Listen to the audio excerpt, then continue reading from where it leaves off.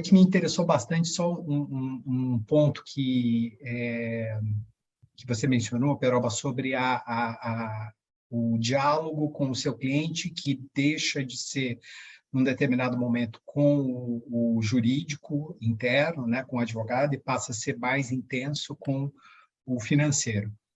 E aí, evidentemente, que são linguagens diferentes, né? E aí, como que se dá, né, a preparação? Porque a gente está conversando com um advogado, e eu acredito que se esse fenômeno está acontecendo com vocês, com você, está acontecendo de uma maneira geral, né?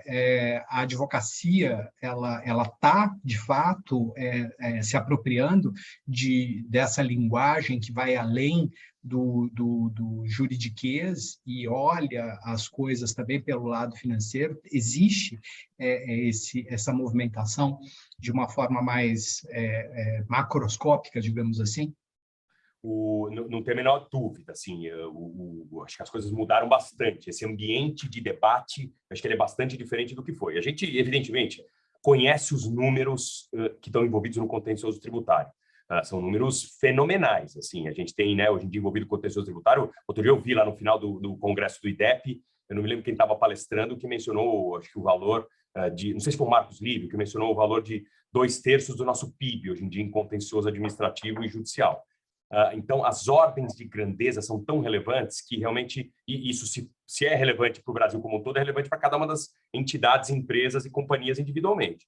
Então, o tema passou a ser tão relevante do ponto de vista financeiro que a matéria tributária ela foi deslocada para ser tratada pelo setor financeiro.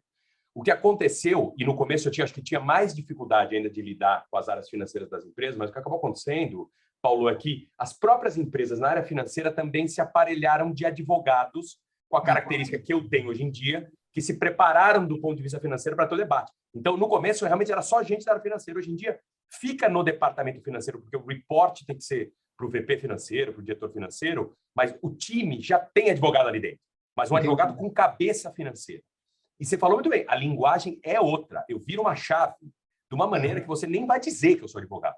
O meu tipo de debate com o cliente nessas horas, quando eu estou discutindo ação, provavelmente não vai ter uma expressão jurídica nas minhas apresentações. Eu só falo de início, meio, fim, tempo, duração do processo, avaliação de risco, impacto no balanço, registro contábil, possibilidade de liquidação antecipada, impacto no ativo da companhia, entendeu? É uma linguagem contábil financeira. E a gente aqui se preparou muito para isso. Acho que o escritório se concentrou em dar para os advogados treinamento na área financeira para poder lidar com o cliente que a gente passou a ter. E você vê ressonância disso no judiciário, no resultado produzido pelo judiciário? Eu acho que muito pouco no judiciário. A minha sensação é que ainda o judiciário não é tão aberto para esse tipo de conversa. O judiciário ainda tem, com exceções, evidentemente, nós encontramos, às vezes, juízes, desembargadores e ministros um pouco mais abertos, mas acho que, na grande maioria, a gente tem uma linha no judiciário ainda bem ligada à linha tradicional, fechada para essas questões financeiras, questões matemáticas. A gente, aqui no escritório, decide muito, discute com muito cuidado toda vez que a gente quer incluir um ingrediente com essas características em qualquer disputa. O que eu acho que mudou é a maneira como as empresas gerem esse passivo, ou esse contencioso, passivo ou ativo, hein? Elas gerem de uma maneira muito mais profissional. No passado, gente, toda vez que a gente perdia um caso ou ganhava um caso, eu me lembro de a gente preparar uma carta e saía pelo correio, comunicava, chegava na empresa e falava, opa, ganhei. Era assim. O que eu vou fazer com esse ativo? Hoje em dia, se eu fizer isso, eu estou demitido. Ninguém pode receber nenhuma... É muito curioso isso, né? E talvez quem não acompanha isso de perto nem tenha esse diagnóstico tão claro. Hoje em dia, para uma empresa, ganhar ou perder uma ação é ruim da mesma maneira se ela não souber com antecedência, hein? E ela não puder neutralizar os efeitos daquilo. Perder é horrível, mas ganhar também é muito ruim se eu não me preparei para ganhar. Porque eu preciso neutralizar ganho do ponto de vista financeiro. Então, assim, a pior coisa que um advogado moderno pode fazer hoje em dia é não antecipar situações. O problema hoje é muito mais engraçado. Eu acho que a gente sofria muito mais ao dar uma notícia de perda no passado do que simplesmente não antecipar. Hoje em dia, o problema é não antecipar os problemas. Perder ou ganhar faz parte do jogo. Se é uma atividade de meio, faz parte. Uma hora o tribunal vai dar uma decisão final. Evidentemente que os clientes gostam de quem ganha mais. Mas o que ele não pode é não conseguir gerir aquele problema. Hoje em dia, você imagina, especialmente para as empresas abertas, se eu não gerir uma determinada situação e ela chega de surpresa, isso provoca um impacto na companhia, isso mexe na ação na bolsa. Ainda mais com as magnitudes que a gente tem de disputa aqui no Brasil. Então, não antecipar situações não é alguma coisa que hoje em dia é bem aceita no mercado atual. Perfeito. Quer falar, Ju? Eu ia perguntar uma coisa para ele. Não, pode seguir, Fernanda. Estou adorando esse nosso bate-papo aqui. Então, ontem a gente estava fazendo um curso, nós três, do nosso Petit Comitê, e um participante levantou a seguinte questão, levantou não, a constatação. Ele falou, olha, na questão do ágio, da transação do ágio, por que os meus clientes acabaram, alguns, né, não aderindo? Porque chegava no financeiro e fazia a conta da tributação do IRPJ e da CSL, e aí o desconto que era de, sei lá, tantos, chegava quase nada. E o apelo, e aí que vem uma coisa interessante, o apelo de que é melhor você terminar um litígio, que o litígio produz decisões inconsistentes, que o litígio pode produzir teses filhotes, que você não sabe quando isso vai terminar efetivamente, né? Esse apelo mais jurídico, ele não foi colocado na balança pelas empresas, tá? Foi o apelo financeiro. Então, eu te pergunto, essas questões jurídicas que são relevantes de teses filhotes, decisões inconsistentes, que é melhor terminar um litígio previamente, esse novo personagem que você está falando agora, ele é capaz de entender isso ou só fica na matemática mesmo? Eu acho que grande parte disso está na matemática. É aquilo que eu falei. Hoje em dia, quem está lidando com essas questões quer entender. É claro que ele pode até colocar na balança quanto custa para eu administrar esse problema, mas executivo de empresa é alguém acostumado com o problema. Ele quer saber, uma vez já esse custo já estando aqui, eu já estou administrando, eu entendo como lidar disso, se eu tenho aqui uma nova possibilidade, ele vai colocar na mesa, fazer conta e entender qual é o impacto.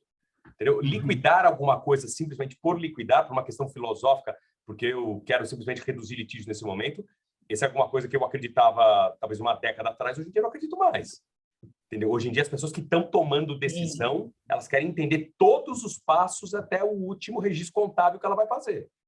E ela vai apresentar essa fotografia para uma tomada de decisão da sua diretoria, do conselho, do board, com algum tipo de recomendação. Se financeiramente não for bom, ela vai dizer, ó, financeiramente não é bom, tem aqui o benefício de redução do litígio, isso vai custar, isso vai implicar numa redução de tanto dos honorários.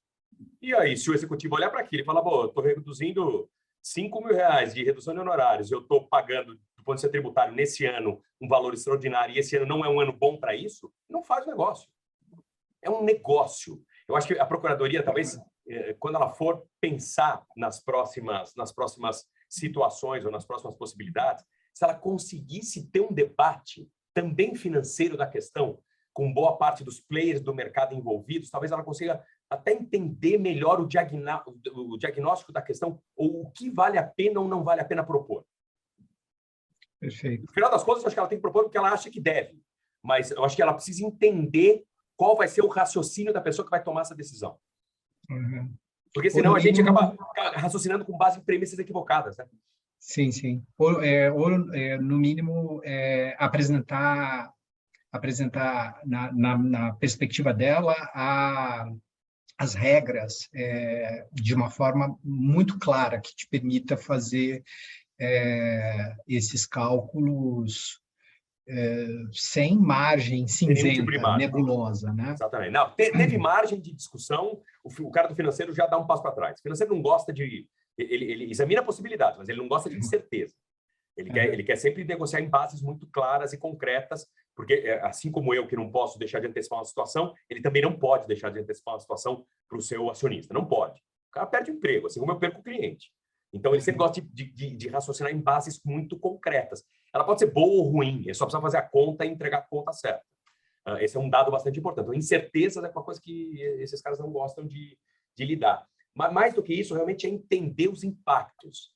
Será que, se eu estou permitindo que ele vá transigir sobre alguma coisa que não tem nem solução final e ele tem alguma chance de ganhar, e eu não ofereço alguma coisa cujo impacto financeiro é muito positivo, será que ele vai entrar numa equação dessa? É esse o raciocínio que eu acho que a gente deveria fazer. Perfeito. A redução de litígio por si só, nesse momento que as coisas já foram instaladas, se você perguntasse para alguém no início dessa história, você entraria num país que tivesse...